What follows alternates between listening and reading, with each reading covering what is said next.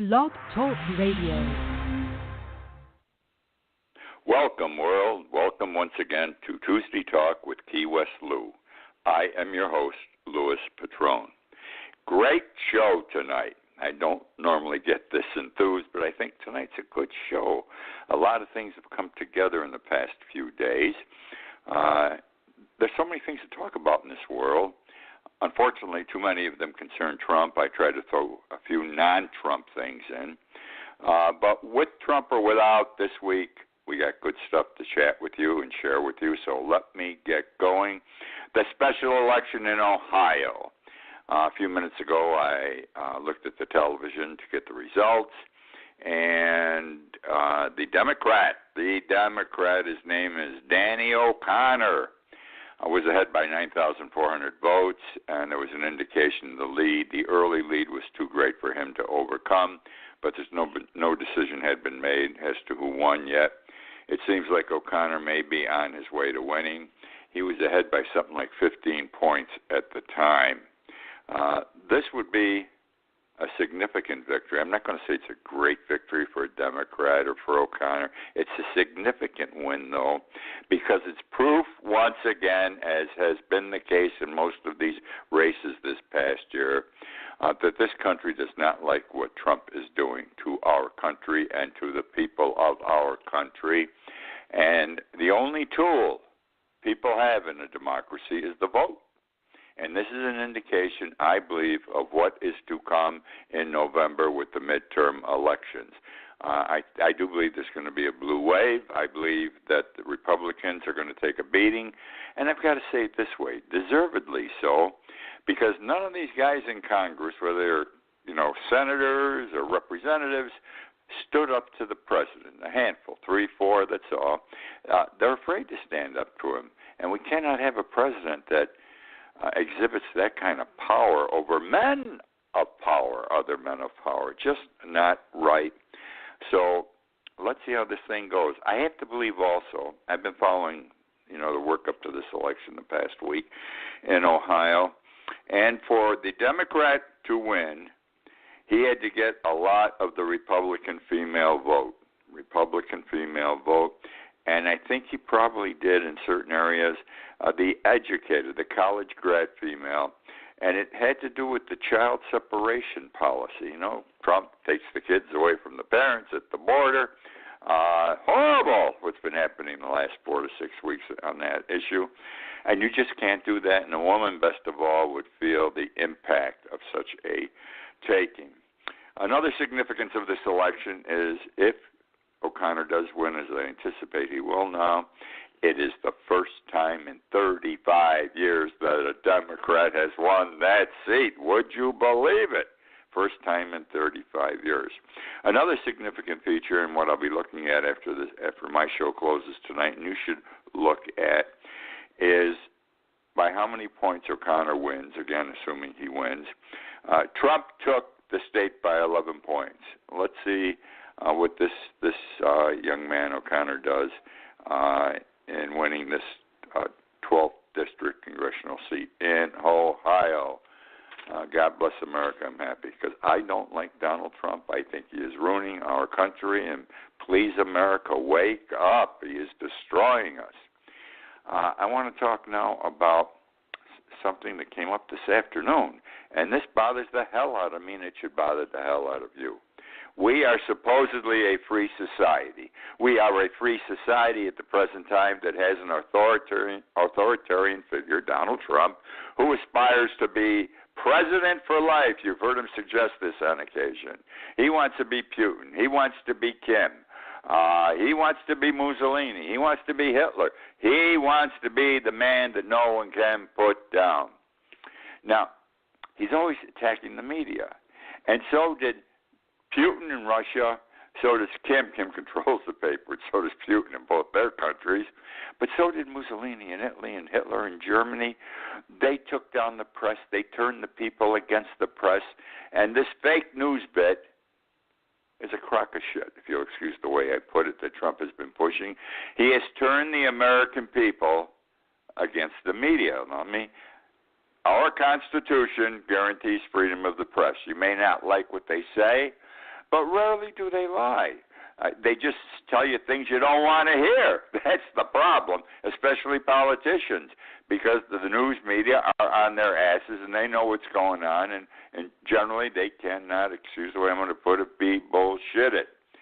Now, what bothers me is a survey was taken in the last 24 to 48 hours that said that 43% of Republican voters in this country, 43%, that's a plurality as you see how the numbers run down, want Trump to have the power to remove bad media. In other words, close down a bad newspaper or take reporters and get them off the newspaper, do whatever has to be done to remove what has been described as quote-unquote bad media. 36% of registered Republicans disagreed, but 43% this is the way to go. Now, that's horrible. I'll give you another number here. 48% of the people in this country, Democrats and Republicans, Libertarians combined, everybody, 48% in the same survey believe that the media is the enemy of the American public. The enemy of the American public. Why? Because they tell us what we don't want to hear, and 98% or 99% of the time it's true. It's not made up. It's not fake media. Their name is not Donald Trump. The media is not Donald Trump, who lies how many times? 7.5%, 7.6%. 7.6 lies a day since he's been elected. Ridiculous. Absolutely ridiculous. But what this survey indicated is that there is a significant threat to the media, and there's increased support for punitive measures against its members. Now, in a perfect example, think about the rallies that Trump has been having. You should have a concern. I have a concern. The evidence is, look how the mob treats the press at these rallies. Pay attention the next time you see a Trump rally. Take into account how the press is treated, because Trump rabble-rouses the people. And eventually some media people, some reporters are going to get killed. That should be killed. This is the United States of America. Newspaper reporters don't get killed here. All right, which brings me to some immigration issues I'm going to stay with for a few minutes. ICE they're the immigration people. They are the police of the immigration department, organization. They are the military, okay? I believe that their handling of the immigration crisis in the last couple of months in the southwest border, taking the kids from the babies and everything else, has resulted in a moral crisis, okay? Because ICE has been permitted under Trump, since Trump took office a year and a half ago, he has increased the authority and the power of ICE. He has unleashed them on the American public and immigrants. Controls are lacking. The system is out of control. ICE, as a result, has gone rogue. Now, let me give you an example to substantiate the point I am making. Trump, at his Ohio, isn't that wonderful, by the way? He went to Ohio a few days ago to support the Republican candidate for the congressional seat who's getting his ass whipped tonight, and these were his people at the rally, which shows you how much he has diminishing influence. The point I want to make, Trump is starting to have diminishing influence. But in that speech in Ohio to his people, he indicated ICE is great. And you know why ICE is great in his eyes? ICE, many people are saying, ICE has become the private military force of the president. Don't say I'm crazy. The private military force of the president. Any man seeking power, authoritarian, has always had to have a special police force that works strictly for him, does not answer to the military or anything else. They're his people. And there's it's being seen increasingly that ICE is now part of that growing private police force, private military, owing allegiance only to the president. Think back, my friends, to Adolf Hitler. He had the Gestapo. Trump has ICE. Staying with immigration. This I'm going to share with you right now. Absolutely terrible. Remember, he came, zero tolerance, we're going to send everybody back. Well, let me give you some numbers on how this thing with the immigrants worked going back. I'm going to go all the way back to April. A study came out on July 24th done by Syracuse University, a study indicating that the zero balance stuff was nothing more than bullshit. It was rhetoric, not reality. And here's what the number said. In April, a month before Trump said we're going to zero tolerance, the number of immigrants was 8,000. I'm rounding it off. It was 8,298 to be exact. 8,000 immigrants came in. In May, following the announcement of zero tolerance in May, they arrested 40,000 immigrants. 40,000. It went from 8,000 the month before to 40,000. Boy, they're tough. Trump, Sessions, they're going to arrest these people. They're not going to take anybody's crap here, okay? The funny part of all this, and this is where the Syracuse University study comes into play big time, was that of the 40,000 they arrested or took into custody or apprehended in some fashion in May, only 32% of the 40,000 were prosecuted. Now, why? Well, for a few reasons. Number one, Trump never knows what he's doing. He shoots from the hip. He says, I'm going to do this, and we're going to take them with the kids. We're going to take the kids away, and then we're going to send them all back. And if you want to get your kids, you're going to agree to go back to wherever you came from. He doesn't realize you've got to have courts to process these people. You've got to have prosecutors to prosecute these people. You have to have detention centers to put these children in who are taken from their parents. You have to have detention centers to put the adults in, the parents in.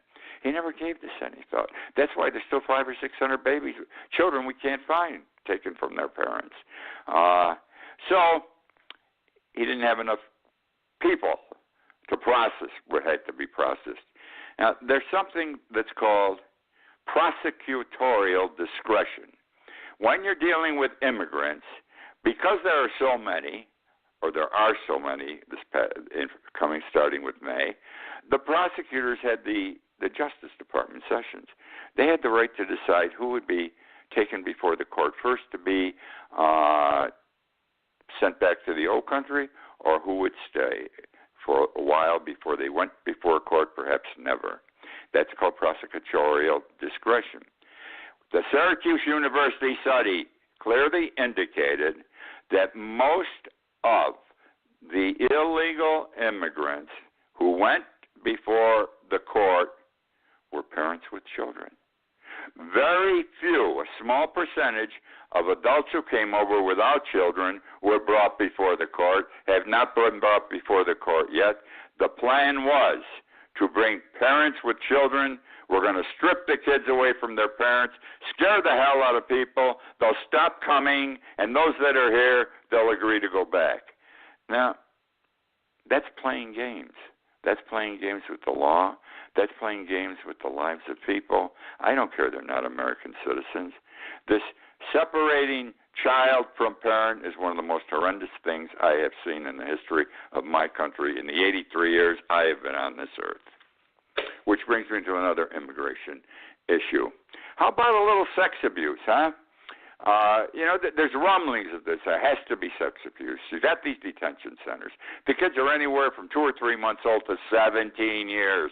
There are boys and there are girls. Remember, we finally found out where the boys were, had some pictures taken with them, but never any pictures of the girls. And never any pictures of the babies. Under 5 is considered the baby. I don't think I've seen pictures of babies yet. But girls, we saw a few pictures of girls finally. It makes you wonder if something's going on. Well, I'm just going to give you one example, because I'm sure that the government does not brag about these things if these things happen or when they happen. This is something I would assume that the Trump administration would prefer to keep quiet. But something did get out, and here's the story. 2 workers at the Arizona, these would be employees working for the Immigration Service, at the Arizona Migrant Children Centers were charged with sexual abuse, 2 workers. Now, the Arizona Migrant Children Centers are part of the Southwest Key program. Okay, that's what you have to keep in mind. And these two workers were not at the same facility, they were at different facilities. And they sexually abused immigrant children. And I'll just tell you what they're charged with. A 14-year-old girl was kissed and fondled by one. And then at another facility, an HIV worker, HIV positive worker, was charged with groping 6 teenage boys and performing oral sex on 2 others. As I indicated earlier, both of these men worked for Southwest Key programs. Now, this is a Texas not-for-profit. Let me tell you something, folks. There's money in not-for-profits. I've seen it develop over the last 20 years. Great programs, not-for-profits. So much money flows through not-for-profits. Anyhow, Southwest Keys Programs has received $955 million in federal contracts to provide shelter and other services to immigrant children in federal custody since 2015.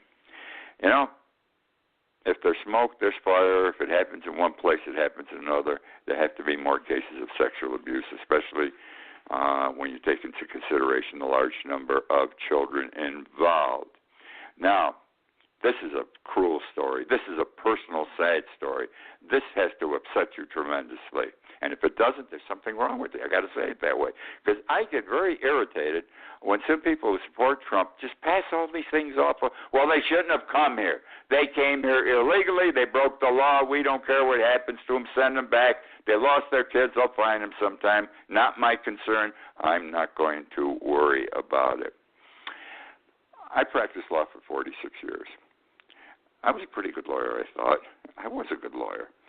And I learned, law is not black and white. Law is not black and white. Most people think it is. Law is gray. Because every law has an exception or exceptions in the plural. Every law has exceptions. No law is absolute. Let me give you a practical, everyday example that we've been seeing for the last 2 or 3 years. How many blacks have been killed by police officers? And how many of those police officers have been indicted? Very, very few. Or if indicted and tried, how many convicted?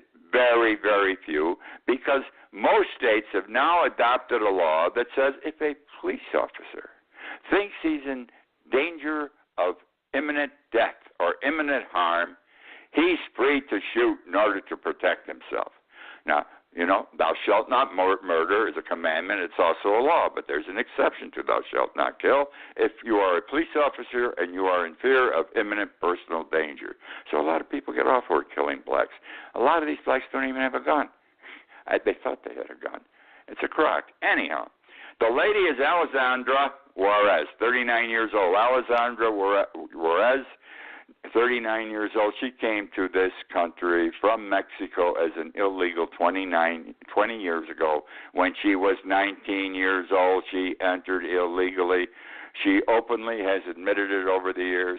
She goes and signs up once a year. She's been signing up ever since she got here. Nobody caught her. She just went and signed up and said, I'm an illegal alien, and they keep track of you. Nobody was throwing anyone out of the country, at least not her, for the last 20 years, and she was good. She went and did what she had to do. And no one ever was concerned about her, and she wasn't concerned about them. She has a husband. Her husband's Timo. Now, Timo is a naturalized American citizen. He was naturalized just before he went into the Marines. Timo has served 3 tours of duty in Iraq fighting for his country and our country. Right? Now, they have 2 children, Pamela, daughter 16, Estella, Estella, 1L, age 9. Alessandra, the mother, was deported back to Mexico last Monday. She is entitled to a hearing before some immigration boards, their ICE boards, and she appealed 4 times not to be sent back because every law has exceptions. She's here illegally. It's a crime. They can deport her. However, in the law involving these deportations is something called parole in place. Parole in place. And what it is this, and it generally applies to the spouse of someone who served in the military, that spouse being here illegally, because the spouse, she has a spouse or he has a spouse who served in the military, if that spouse has not committed any crimes, and Alessandra did not, she didn't even get a traffic ticket in 20 years. Would you believe it? Okay? She's stay-at-home mom, PTA, all that stuff, did it all. Her husband's hardworking man, pays taxes. They didn't get the parole in place. That parole in place means very basically you're here illegally, you're here improperly, but because of the relationship you have with your husband who served in the military, we're going to recognize that and you can stay here forever as long as you don't commit a crime. Doesn't make you a citizen. And she has to sign in every year like she's been doing for 20 years. They turned her down. Under all those circumstances, they turned her down. They ripped this family apart.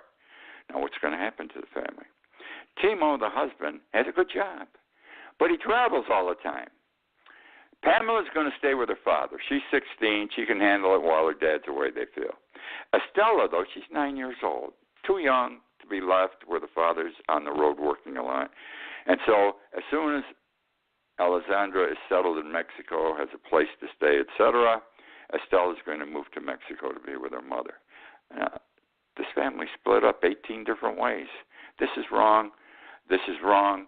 This is Donald Trump's fault. This is Jeff Sessions' fault. This is ICE's fault.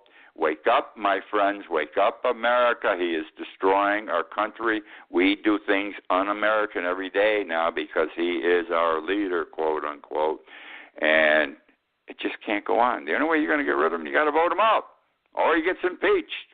And I hope either or both of those things happen to him. Okay, where are we going now? Oh, we're going to talk about tariffs. Another great thing Trump did, these tariff wars. We didn't need these tariff wars. They're only going to hurt us, these tariff wars. And I'm going to say something right now that I've been saying for the last 6 months and in writing on this show and my other shows. If these tariff wars continue as they are next year at this time, our country will be in a deep recession, as will the rest of the world. That's just the way it is. That's the way it's always been when these things happen. Who are the people getting hurt? I'm just going to talk about two groups right now, lobster fishermen and soybean farmers. Let's talk about lobster fishermen first. Everyone thinks Maine. Maine. Maine lobsters are terrific. I prefer them to Florida lobsters, I'll be honest. There's a difference in taste of the meat. But whether it's Florida lobsters or Maine lobsters, we send millions of pounds, millions of tons. I may be exaggerating, millions of tons, but we have a big business. We have businesses in Maine and in Florida, lobster fishermen who sell every year on the same contract to businesses in China. But now with the tariff, China is imposing in a retaliatory fashion because of what Trump did in starting this whole thing, a 25% tariff on all imports. Well, do you think these China businessmen who were importing, whether it was a Maine lobster or a Florida lobster, are going to do that? They're looking elsewhere to buy their lobsters and are already entering into contracts to do business long term with some other country. We are no longer dependable. The lobster fishermen in Maine say they're hurting badly. They're 20% down. Let me tell you how bad it is here in the Keys, my friends. We had Hurricane Irma last year. Irma destroyed the lobster business in the Keys. Spiny lobsters, that's what they're called. The traps were just blown away, never found again. The traps are boxes under the water. And the two largest lobster fishermen in the lower Keys here each have had 2,500 traps out there in the water. Following Irma, they could only find 1,000. 1,500 were gone forever. So they had a bad year last year. They didn't have enough. What they had to sell? They didn't have enough to sell. They got through it. They're ready to do business this year. And now, who are they going to sell their lobsters to? Because China isn't going to pay that extra 25%. And they're looking elsewhere. and our fishermen are going to go down before the main fishermen, only because we lost money last year. Did not have to be. This is a Trump boondoggle. He did something. He shot from the hip. He didn't think. He didn't see what the repercussions were going to be. Now let me talk about soybean farmers. We ship more now let me put it this way. China buys more soybeans from the United States than any other country in the world. That's in the process of changing also. You recall I told you a couple of weeks ago, and I also wrote about this in my blog. I ran into a soybean farmer from Arkansas and his wife at the chart room. Everybody comes to the chart room. And he is the head of the Farm Bureau out there also. He raises rice and soybeans. As of 3 weeks ago, his cash flow was down 20% over 2 months. That's big dollars when you're dealing in millions of dollars especially. His business was worth $3 million a year, the cash flow. Well, I came across this yesterday, I forget where, but there is a soybean farmer in Ohio. Oh, this came up because Trump went to Ohio to make a speech. He ran into a soybean farmer named Christopher Gibbs. And somehow Gibbs either told Trump or someone in the campaign out there, he's a soybean farmer. He's down 20%. And he said, I quote, I can't take it. Farmers are going to get killed. They're going to be out of business. 2 more months, 3 more months, they're dead. But Trump's telling them, you're in the military, this is like a war, and we'll get you through this, we'll help you, et cetera, et cetera. Bad news, folks. He's bad news, and what's happening to our farmers who ship elsewhere in the world, bad news also. This is a crazy story, too. Fortunately, it doesn't have to deal with immigrants. And this happens several times a year. You remember, I remember, we were kids. We all, one time or another, had lemonade stands. I had several of them. This is back in the 1940s. I used to sell lemonade with myself or with a friend of mine. We'd sell it for $5 cents a glass. Well, 7-year-old Brendan Mulvaney went to the Saratoga County Fair in Ballston Spa, New York, put up a lemonade stand outside the entrance to the fair. He's charging, things go up, 75 cents a glass for a glass of lemonade. 4 of the vendors inside who were selling lemonade also and had bought a permit for $30 thought this was wrong that the kids were out there. If you had a permit, you were compelled to charge $7 for a glass. It's wrong these kids were selling lemonade for 75 cents a glass. So they called in the New York State Department of Health and said, kids, we're shutting you down, or Brendan rather, not kids, one. Brendan, we're shutting you down because you don't have a permit. I talked about this type cases for the past several years. Even if Brendan had a permit, his dad gave him the $30, he'd probably break even on what he sold. He still couldn't make it because once you get the permit, in order to get the permit, you must have insurance. Your stand from which you're selling must be constructed pursuant to state guidelines, which means you have to have a carpenter and an architect of some sort to design it. You are required to carry liability insurance. Where the hell is this kid going to get this money? I don't know how they can do this to kids who want to sell lemonade. It doesn't make sense to me. It's the all-American thing to sell lemonade when you're a kid. Well, what can I tell you? That's the show for tonight. I hope you enjoyed it. I have much more here, but not the time to get into it. I hope I didn't offend anyone, but we've got to open our eyes and our ears in this country and follow what's going on because we're getting killed, folks, by the man who sits in the White House. We elected the wrong guy. It happens, and such is life.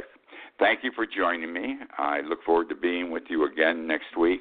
I'm doing a show in the morning now on Facebook, Key West Lou Live, 3 or 4 minutes. I talk about one of the subjects I may have talked about tonight. You may want to listen to that. And my book, Irma and Me, please buy it. It's still out there. It's still selling, but not as well as it did when it came out following the hurricane. So if you get a chance, buy Irma and Me. I promise you will enjoy it. Amazon.com. Again, thank you for joining me. I look forward to being with you next week. Amazon has everything for back to school. Zebra lunchbox? Check. Cool Adidas gear like t-shirts, shoes, and backpacks? Check. Triceratops folders and pencils? Check. Laser Cat t-shirts? Check. Get your back-to-school shopping done now at amazon.com/back-to-school and enjoy free shipping on millions of items. No need to leave your home or hassle with crowds. Amazon.com. No better place to get everything back to school from A to Z. Amazon has everything for back to school. Zebra lunchbox? Check. Cool Adidas gear like t-shirts, shoes, and backpacks? Check. Triceratops folders and pencils? Check. Laser Cat t-shirts? Check. Get your back-to-school shopping done now at amazon.com/back-to-school and enjoy free shipping on millions of items. No need to leave your home or hassle with crowds. Amazon.com. No better place to get everything back to school from A to Z.